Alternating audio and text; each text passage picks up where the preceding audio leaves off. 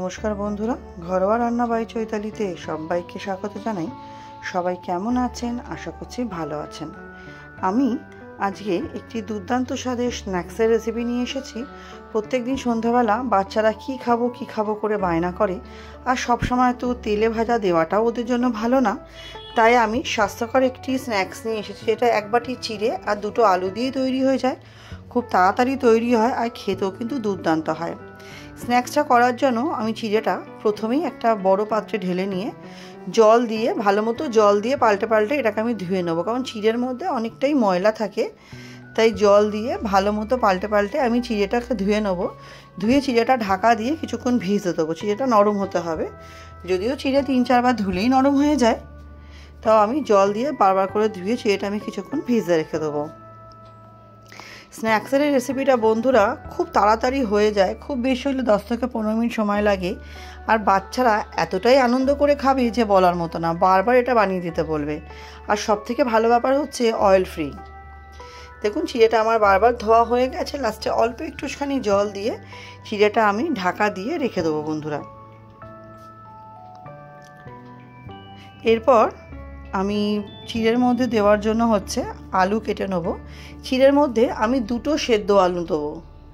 ঘরে আপনাদের আলু আর চিড়ে থাকলে এই রেসিপিটা খুব সহজেই আপনি বানিয়ে নিতে পারবেন। ঝঞ্ঝাট ফ্রি আর বেশি সময়ও লাগে না। আলুগুলো আমি ভালো মতো খোলা ছাড়িয়ে ধুয়ে নিয়েছি। ধুয়ে আলুগুলো এই গ্রেটারে একটু গ্রেট করে নেব।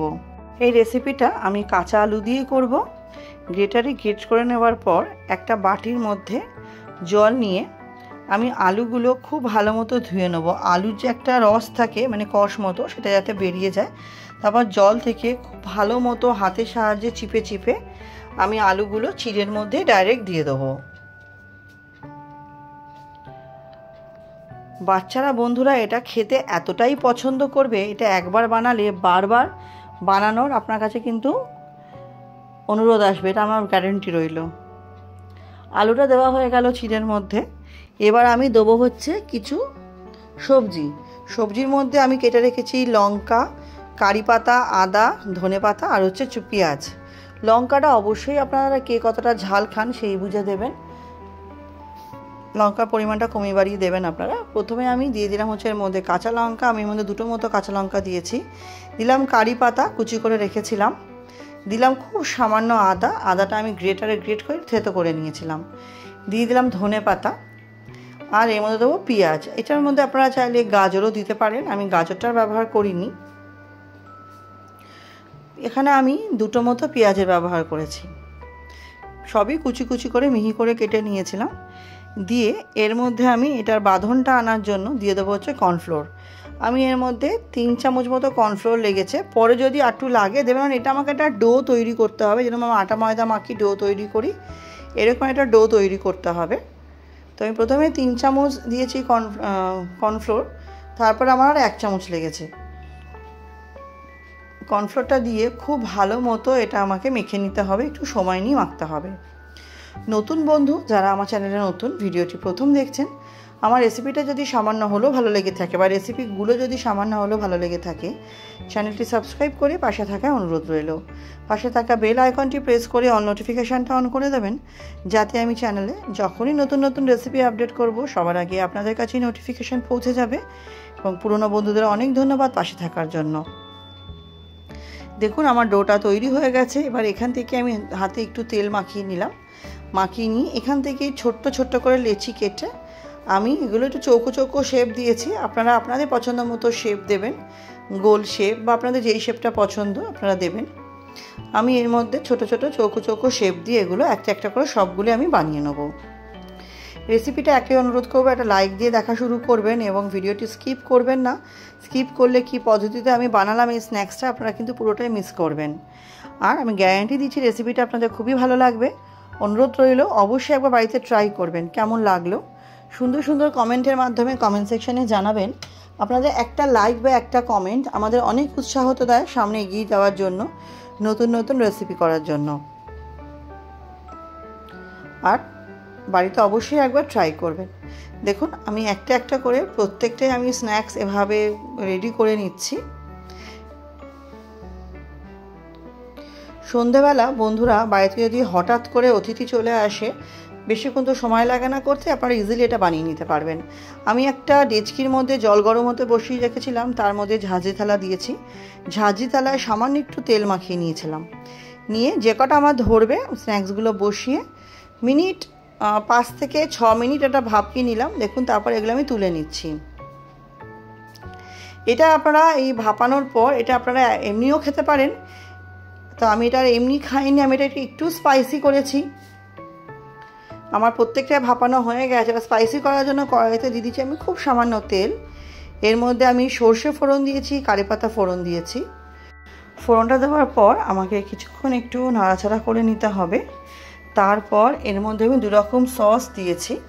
তার মধ্যে আমি দিয়ে দিচ্ছি হচ্ছে ওই 1 চামচ মতো, আমি এর মধ্যে দিয়েছি হচ্ছে সয়া সস, আর দেবো 1 চামচ মতো টমেটো সস। দিয়ে একটা কিছুক্ষণ নাড়াচাড়া করে ব্যাস আমার স্ন্যাক্সগুলো টস করে নেবো।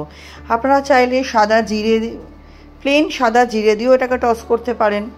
চাইলে এর সাথে আপনারা সাদা জিরের সাথে একটুখানি লঙ্কাও চাইলে অ্যাড করতে পারেন, বা চিলি ফ্লেক্স চাইলে অ্যাড করতে পারেন। বাট আমি এগুলো কিছুই অ্যাড করিনি, আমি একটু স্পাইসি করার জন্যই আমি সস দুটো দিলাম।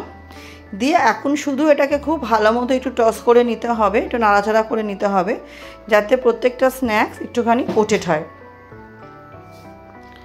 আর লাস্টে আমি এর ওপরে দিয়ে দেবো হচ্ছে সাদা তিল। সাদা তিল দিয়েও আমাকে আরেকটু ভালো মতো টস করে নিতে হবে। তাতে কি হবে, যখন খাওয়ার সময় সাদা তেলটা মুখে পড়বে না, তখন দুর্দান্ত লাগে খেতে। বন্ধুরা অবশ্যই অনুরোধ করবো, বাড়িতে অবশ্যই কিন্তু একবার ট্রাই করবেন। দুর্দান্ত হয়েছিল খেতে এটা, আর খুব তাড়াতাড়ি রেডি হয়ে গেছিলো। দেখুন, আমি এরমভাবে টস করে নিয়েছিলাম। আমার এটা একটু এভাবে টস করে নিতে সুবিধা হচ্ছিল, তাই জন্য একটু টস করে নিয়ে একটু কিছুক্ষণ আমি হতে দেবো। তারপর আরেকবার একটুখানি নাড়িয়ে চাড়িয়ে নিলে এটা আমার রেডি হয়ে যাবে বন্ধুরা, চিড়ে আর আলু স্ন্যাক্সটা। এবার গরম গরম বাচ্চাদের তো পরিবেশন করব, হালকা একটু ঠান্ডা হয়ে গেলেই ওরা খাবে। বাট আমি গরম গরমই খেয়েছি, খেতে কিন্তু দুর্দান্ত লেগেছিল। দেখুন, এটা আমি কিছুক্ষণ হতে দিচ্ছি যাতে একটু হালকা একটু যাতে ভাজা ভাজা হয়, সসের মধ্যে একটু কোটেড হয়। তারপর এটাকে আমি আরেকবার একটু টস করব নাড়ি চাড়িয়ে। তাতে কী হবে, নিচেরগুলো ওপরে আসবে, ওপরেগুলো নিচে যাবে, তাতে আরও বেশি ভালো হয়, প্রত্যেকটা সুন্দরভাবে সসে কোটেড হবে।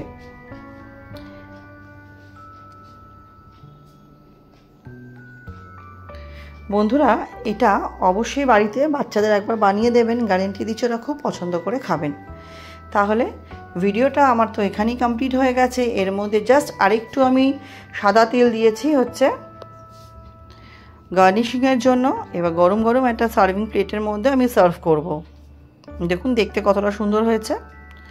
আমার সাথে ভিডিওটি শেষ অবধি দেখার জন্য আপনাদের সকলকে অনেক ধন্যবাদ।